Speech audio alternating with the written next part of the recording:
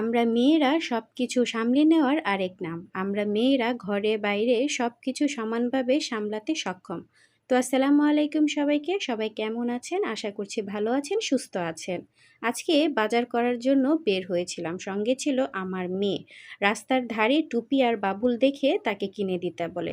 তো তার বাবা তাকে এগুলো কিনে দিয়ে আমরা চলে গেলাম বাজারের উদ্দেশ্যে। বাজারে ঢুকতেই প্রথমেই মুরগির দোকান থেকে আমরা 4টা মুরগি নিয়ে নিলাম এবং হাঁটতে হাঁটতে ভেতরের দিকে যাচ্ছিলাম মাছ বাজারে, কারণ আমাদের মাছ বাজারটা একটু ভেতরের দিকে।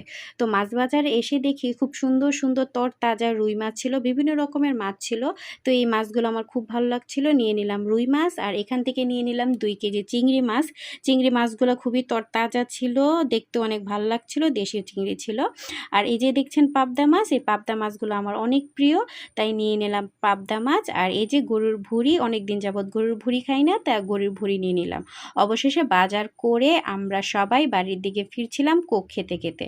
আসলে সময় কত দ্রুত চলে যায়। আমরা যখন ছোট ছিলাম ঠিক এভাবেই বাবা মার সাথে বের হতাম বাজার করতে, তাই না? কম বেশি প্রায় মনে হয় সবাই আমরা বের হতাম বাবা মার সাথে ছোট সময় বাজার করতে। তো সবাই ভালো থাকবেন, সুস্থ থাকবেন।